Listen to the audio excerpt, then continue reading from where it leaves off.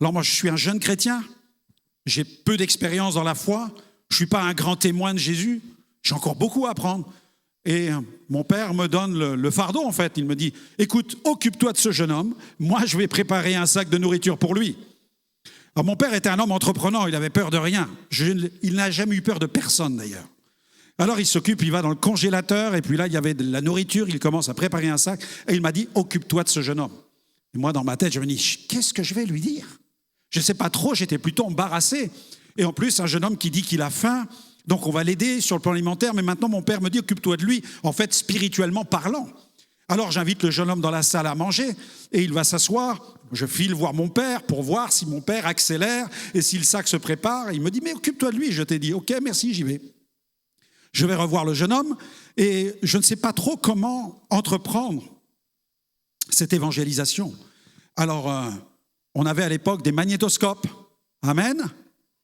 Est-ce que je peux avoir un grand amen pour le magnétoscope dans cette salle? Est-ce qu'il y a encore des survivants de l'ancien millénaire ici? Les murs de vidéos, les vidéothèques dans les appartements. Donc là, il y avait le magnétoscope et il y avait des vidéos d'évangélistes, Billy Graham, Jimmy Swaggart, etc. Et dans ma tête, je me dis, comme moi je suis un jeune évangéliste, je ne suis pas suffisamment aguerri, je vais mettre un géant de la foi. Alors je dis au jeune homme, regarde, je vais te mettre une vidéo et je mets l'évangéliste Jimmy Swaggart. Et là, je quitte la salle à manger, je me sauve en fait. Je suis en train de m'enfuir, parce que je ne sais pas comment lui parler de Jésus, je suis embarrassé. Mais je me dis, lui, devant l'écran, quand il va le faire, bam, ça va marcher. Et j'avais raison, mon cœur prophétisait la conversion de ce jeune homme. Et quand je reviens quelques minutes plus tard, quelle ne fut pas ma surprise de l'apercevoir. Il avait la tête qui reposait là sur la table de la salle à manger, les larmes coulaient sur ses joues. Bien-aimé, sur le champ, ce jeune homme s'est converti radicalement. Radicalement. Par un acte de générosité, par un sac de nourriture, il s'est converti à Jésus-Christ. Il s'appelle Thierry, il est toujours membre d'une église évangélique, ici même à Troyes. Et quelques mois plus tard, en fouillant dans la généalogie, j'ai découvert qu'en fait, c'était l'un de mes petits cousins que je ne connaissais pas. Et nous l'avons découvert ensemble. Dieu est capable parfois de te montrer des liens qui existent avec des personnes qui remontent à des décennies antérieures. Et là, le Seigneur m'a montré que je n'avais pas seulement aidé un étranger, mais sans le savoir, j'avais aidé un membre de ma famille. Gloire à Dieu. Et Dieu veut souligner aussi l'importance que la famille des hommes, c'est une famille que Dieu honore. Et que Dieu nous appelle à prendre soin de tous ceux qui sont autour de nous. Dieu nous appelle à être généreux, à être bon envers eux. Amen. Gloire à Dieu. Dieu se sert de ses actes de grâce. Prends la parole maintenant dans Proverbe 21, verset 13. Proverbe 21, verset 13. Tu veux le lire, Liliana? Proverbe 21, verset 13. Celui qui ferme son oreille au cri du pauvre criera lui-même et n'aura point de réponse. Celui qui ferme son oreille au cri du pauvre criera lui-même et n'aura point de réponse. Amen. C'est pourquoi, si nous voulons vivre la provision de Dieu, nous devons être attentifs à ceux qui sont aussi en difficulté autour de nous. Et il y a des rencontres qui sont des connexions divines où Dieu teste ton cœur. J'ai remarqué qu'il y a des rencontres vraiment où Dieu te dit, tu ne peux pas ne pas t'arrêter.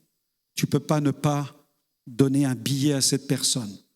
Tu ne peux pas ne pas emmener cet homme en difficulté au restaurant pour manger avec lui. Ça m'est arrivé de le faire. Le Seigneur me disait, tu vois cet homme-là qui est là dans la rue, emmène-le boire quelque chose de chaud, emmène-le manger des pains au chocolat, emmène-le quelque part. Dieu nous teste régulièrement dans le domaine justement de la bienveillance et de la générosité. Soyons attentifs quand Dieu nous parle. On sent dans notre cœur que Dieu nous demande de nous arrêter. Tu dois t'arrêter. Vous savez, il y a plein de gens qui mendient. Et si tu réponds à tout le monde, tu peux alimenter un système qui est fallacieux en fait. Mais dans certains cas, tu dois être attentif parce que Dieu te demande aussi de t'arrêter pour aider le malheureux. Parce que Dieu fait aussi le malheureux pour celui qui est riche. Et Dieu fait aussi des riches pour s'occuper des pauvres. C'est aussi écrit dans la parole de Dieu. C'est pourquoi il nous faut, et pas besoin d'être riche pour aider un pauvre. Parfois, il suffit de couper en deux ton sandwich pour aider quelqu'un. Tu n'as pas besoin d'avoir des grandes rentrées financières pour offrir aussi un plat supplémentaire à quelqu'un. Il suffit que tu partages ton assiette et tu vas pouvoir aider quelqu'un. Et Dieu te teste dans ces moments-là pour maximiser aussi dans le futur les provisions que tu vas recevoir. Alléluia. Maintenant, j'aimerais vous parler de mon inexpérience. J'ai fait beaucoup de gaffes. Et j'ai emmené ma femme dans des histoires incroyables. Surtout quand il y a quand il y a le feu qui brûle dans notre cœur. Des fois, je pleure à cause de ce feu. Parce que ce feu, il m'embrasse tellement que... C'est-à-dire, quand j'étais dans ce programme de formation commerciale pour devenir un vendeur, ce programme a duré plusieurs mois. Et dans le cadre de cette formation, on nous avait demandé d'envoyer des courriers partout dans les villes où on avait des amis. J'avais quelques amis, quelques membres de la famille dans quelques villes du nord de la France, dont la ville de Troyes où mon frère habitait. Et donc j'avais envoyé ces courriers. Quelques mois après, il n'y avait jamais eu de réponse. Bon, j'ai dit, on verra bien. J'y pensais même plus. Et je viens rendre visite à mon frère ici, à Troyes. Et alors que je viens lui rendre visite, passer une semaine avec lui, le téléphone va sonner. Tu t'en souviens ? Bien sûr.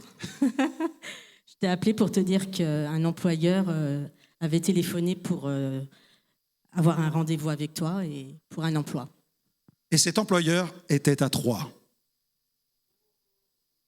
Je suis à Troyes chez mon frère et un employeur veut me voir à Troyes. J'appelle sa secrétaire et on me donne rendez-vous immédiatement. Donc, je vais le voir, j'entre dans son bureau, je lui donne mon curriculum vitae, tous les détails du cursus que j'ai pu avoir, les quelques formations que j'ai eues. Et il regarde et il me dit, quand est-ce que vous pouvez commencer ?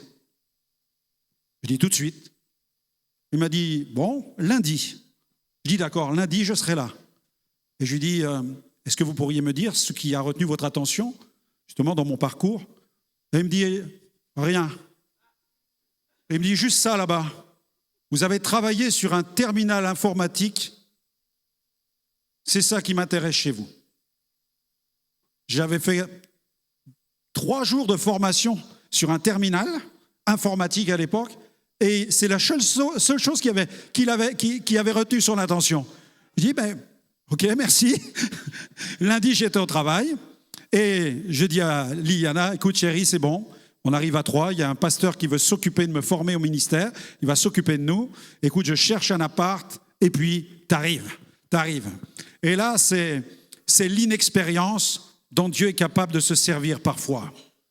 Parce que là, le Seigneur s'est vraiment servi de mon inexpérience. Parce que je n'avais pas lu le contrat. Et je vous encourage tous à lire les contrats que vous signez. Parce que c'était un contrat saisonnier, un contrat de 2 mois. Et moi, je fais déménager ma jeune épouse. Je l'emmène dans cette aventure pour venir à Troyes et s'installer. Mais je n'ai pas lu le contrat qui stipifie, qui signale que dans 2 mois, le contrat s'arrêtera.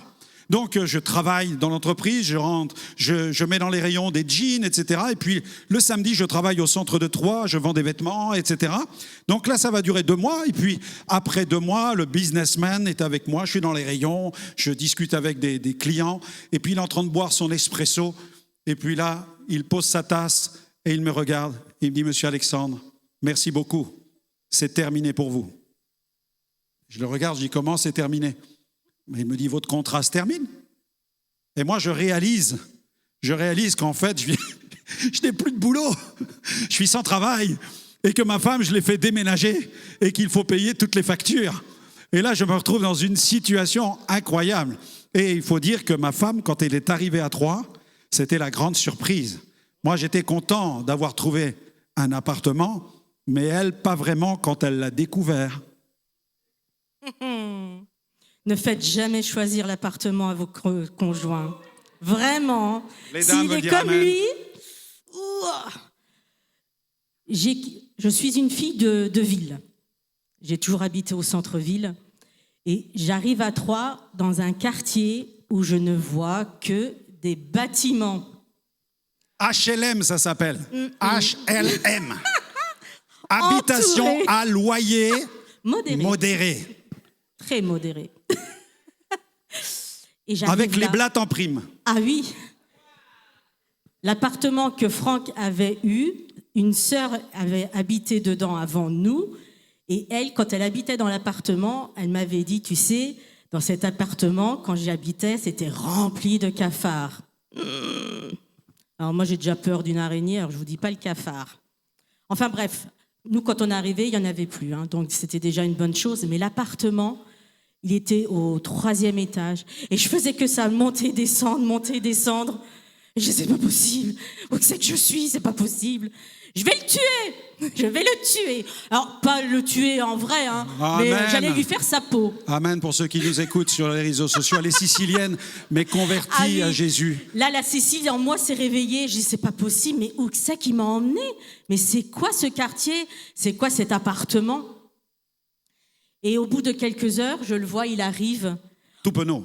Oh là là, quand j'ai vu sa petite tête, quand j'ai vu... Elle m'a fait vous grâce. savez, j'ai tout de suite réalisé que j'étais en train d'avoir de la colère pour lui, mais en fin de compte, j'avais en face de moi un homme qui avait pris quelque chose qui ne pouvait avoir que ça en fin de compte, et qu'il n'était pas fautif de ne m'avoir emmené que dans cet appartement-là. Et rien qu'à son regard, j'ai compris qu'il aurait voulu me donner mieux, mais qu'il n'avait pas pu. Allez, à ce moment-là... Le but. Je sais qu'il y en a qui bataillent avec les appartements. Chérie, pourquoi tu as pris cet appart-là? Chérie, pourquoi tu as pris celui-là? Mais le plus important, n'est-ce pas d'être ensemble? Amen, amen. Amen, amen, amen. Et après, tu vas trouver mieux. Il faut être comme les Vikings. Tu viens avec ton bateau.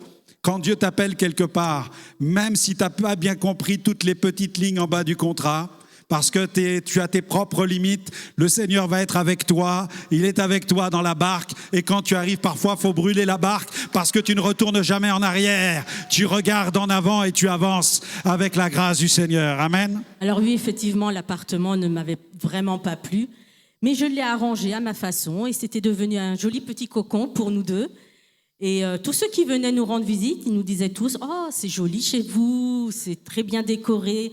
Donc c'est vrai qu'au fur et à mesure, je m'y suis faite et puis on avait décoré à notre façon. Bon, il y avait vous savez, le plancher au sol, il se décollait, alors vous marchiez sur la planche et puis vous aviez le meuble qui montait, qui prenait de l'altitude. Mais sinon, à part ça, tout allait bien, tout allait bien. On avait à l'époque je suis arrivé dans l'eau avec une mobilette en fait. J'ai quitté les Ardennes, je suis arrivé, mon seul véhicule, c'était une mobilette. Une mobilette, c'est quoi? Ça s'appelle un cyclomoteur. C'est l'ancêtre du scooter. L'ancêtre d'une autre époque du scooter. Et moi, je n'avais pas un vélo, c'était un mini-vélo. Un mini-vélo. Et on nous a donné après 2 beaux vélos suédois. On avait mis un gros cadenas, mais les jeunes du quartier n'ont pas cassé le cadenas, ils ont arraché le mur. Et ils sont partis avec nos vélos suédois. Bon, ce qui fait qu'après, il y avait le bus quand même, gloire à Dieu. Mais on a vécu des moments où c'était pas forcément facile. Mais j'aimerais vous donner un autre passage pour vous encourager tous. Matthieu 6, 25 à 34, regardez. Matthieu 6, 25 à 34. Vous avez un beau passage sur la fidélité de Dieu. C'est pourquoi je vous dis, ne vous inquiétez pas pour votre vie, de ce que vous mangerez, ni pour votre corps, de quoi vous serez vêtus. Vous savez, ceux qui s'inquiètent comme ça, ce ne sont pas des gens qui ont plein d'argent sur le compte en banque. Si Jésus dit cela, c'est qu'il est en train de parler à des gens qui ont peu de moyens. Amen. La vie n'est-elle pas plus que la nourriture, et le corps plus que le vêtement? Regardez les oiseaux du ciel. Ils ne sèment ni ne moissonnent. Est-ce que vous avez déjà vu des moineaux en train de piloter des tracteurs, vous? Non, mais pourtant, ils mangent toute l'année. Ils ont tout ce qu'il faut. Ils ne sèment ni ne moissonnent et ils n'amassent rien dans les greniers. Votre Père Céleste les nourrit. Ne valez-vous pas beaucoup plus qu'eux? Qui de vous, par ses inquiétudes, peut ajouter une coudée à la durée de sa vie? Et pourquoi vous inquiétez au sujet du vêtement? Considérez comment croissent les lys des champs. Yes, alléluia. Ils ne travaillent ni ne filent. Cependant, je vous dis que Salomon même, dans toute sa gloire, n'a pas été vêtu comme l'un d'eux. Si Dieu revêt ainsi l'herbe des champs qui existe aujourd'hui et qui demain sera jetée au four, ne vous vêtira-t-il pas à plus forte raison, gens de peu de foi? Ne vous inquiétez donc point. Ne dites pas, que mangerons-nous? Que boirons-nous? De quoi serons-nous vêtus? Car toutes ces choses, ce sont les païens qui les recherchent. Votre Père céleste sait que vous en avez besoin. Cherchez premièrement le royaume et la justice de Dieu. Et toutes ces choses vous seront données par-dessus. Ne vous inquiétez donc pas du lendemain, car le lendemain aura soin de lui-même. Amen. À chaque jour suffit sa peine. Gloire à Dieu. Alléluia. Et là, nous étions donc installés, gloire à Dieu, installés à Troyes. J'entre dans un processus de formation pastorale. On appelait ça à l'époque pasteur stagiaire. Et puis, à un certain moment, donc, les choses ne vont pas forcément bien se passer avec mon formateur. Et à tel point qu'il va me mettre un peu entre parenthèses. Je vais devoir attendre pour poursuivre le ministère. Et à ce moment-là, c'est un moment d'échec. Je traverse un moment de crise intérieure, d'échec intérieur. Les choses sont très compliquées et je décide de partir. En fait, je veux retourner en arrière. Je veux rentrer dans ma patrie. Je veux retourner vers ma patrie. Alors, je n'en parle pas au pasteur et je fais mes cartons.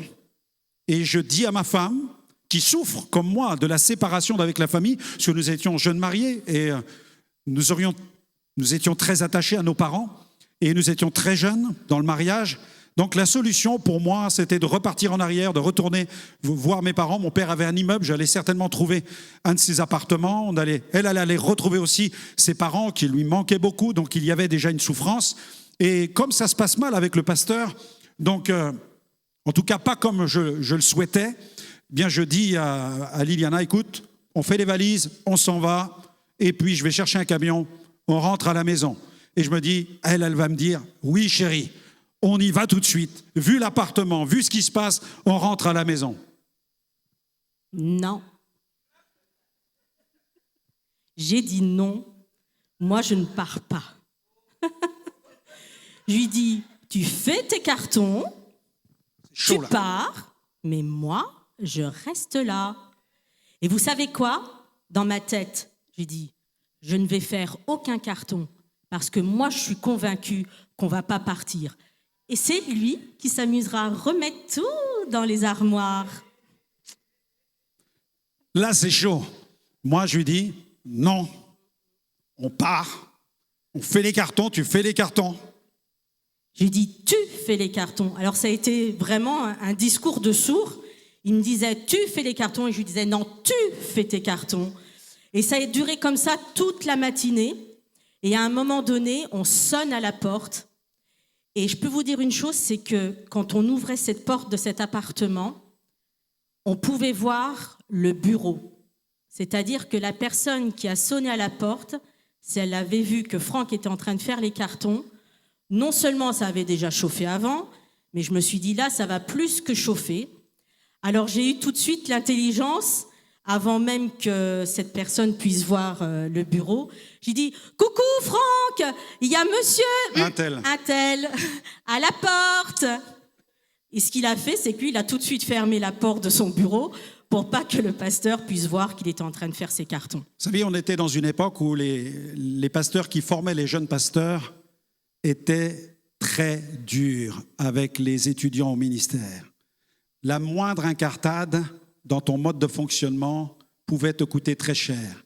Et à cause d'une décision que j'avais prise avec Liliana, de partir un moment dans la famille en lui laissant simplement un mot dans sa boîte à lettres, il m'avait pratiquement mis en discipline. Donc ça avait été très dur dans notre rapport entre nous.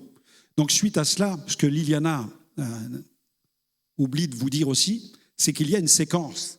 C'est-à-dire que comme elle ne veut pas partir et qu'elle me dit « toi tu pars, mais moi je reste », moi je dis « écoute, moi je vais à la banque, je ferme le compte, je prends l'argent, je loue un camion, je remplis le camion et je m'en vais. Toi tu restes, mais moi je pars. » C'est chaud, amen.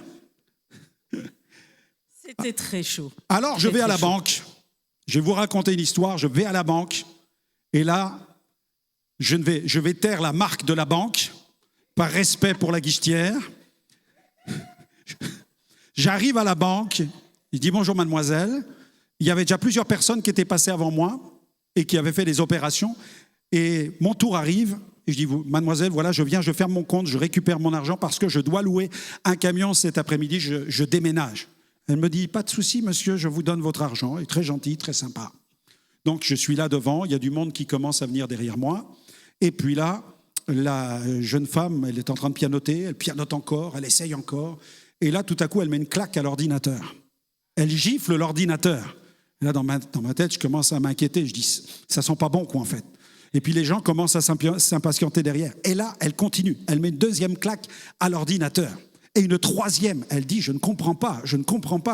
Elle me dit, je viens de servir un grand nombre de clients juste avant vous, mais là, l'ordinateur ne veut pas marcher avec vous.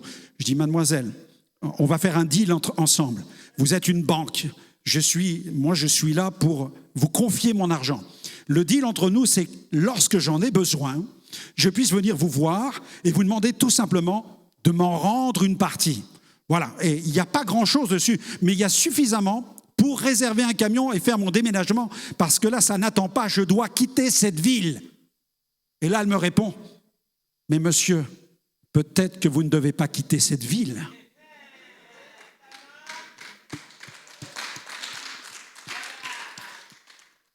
Et là, je m'assois sur le côté, elle ne me calcule plus, les gens passent devant moi, je suis assis sur la chaise, et là, mon cerveau est à 2000 tours dans ma tête.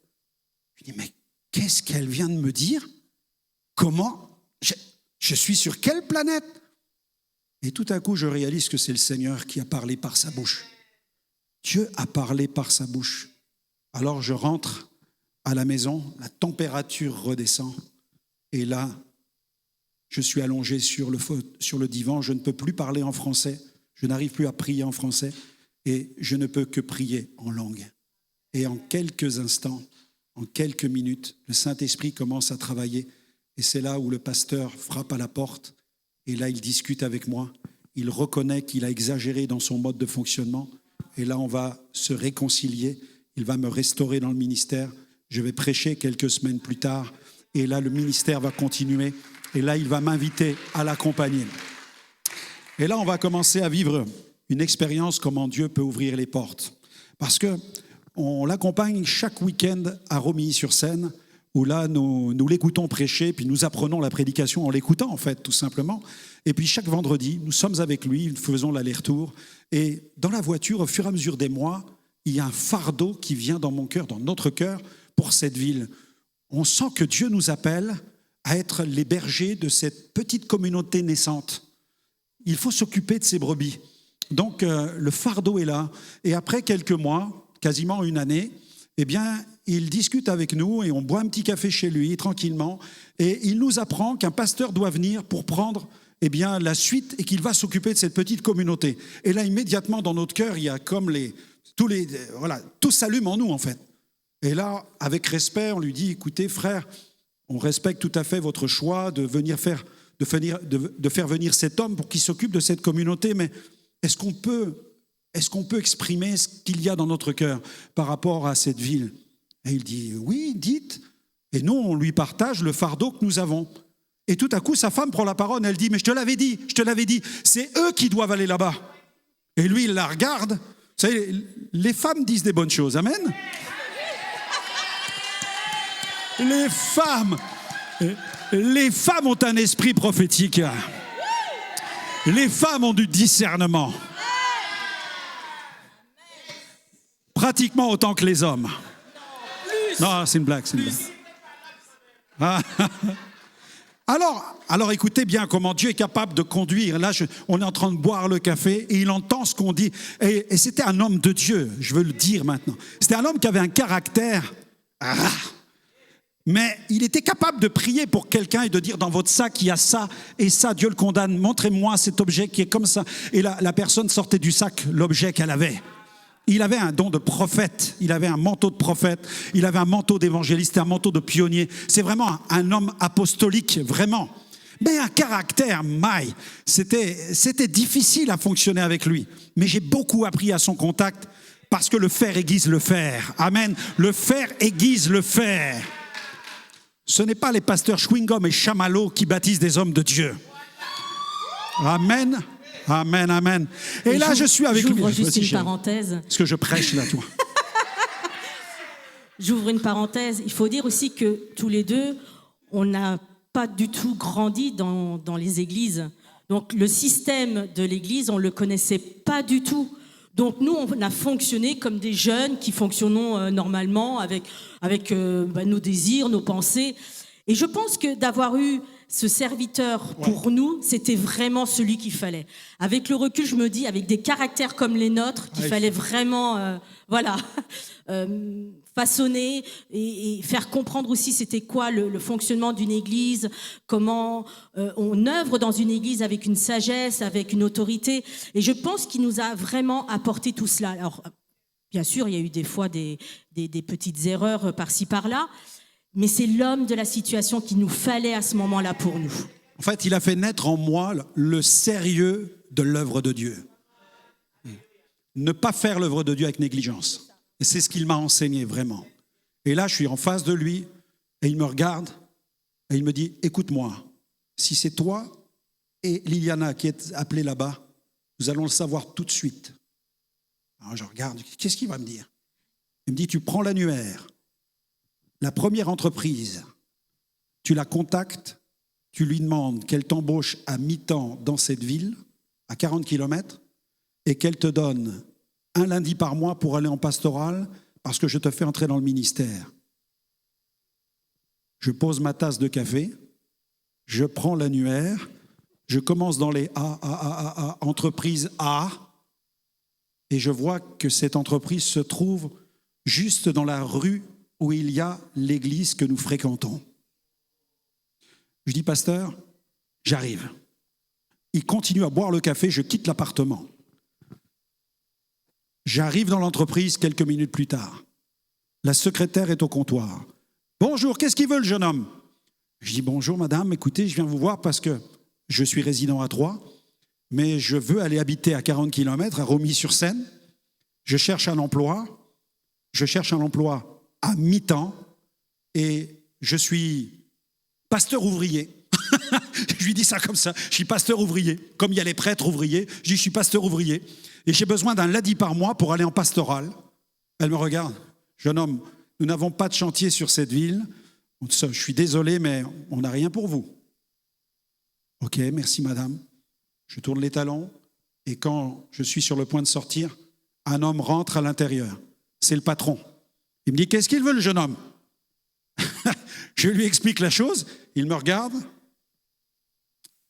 Il me dit, tu commences lundi à mi-temps avec une voiture de service, tu as ton lundi par mois. Gloire à Dieu. Tu peux acclamer le Seigneur pour la fidélité de Dieu, l'alignement prophétique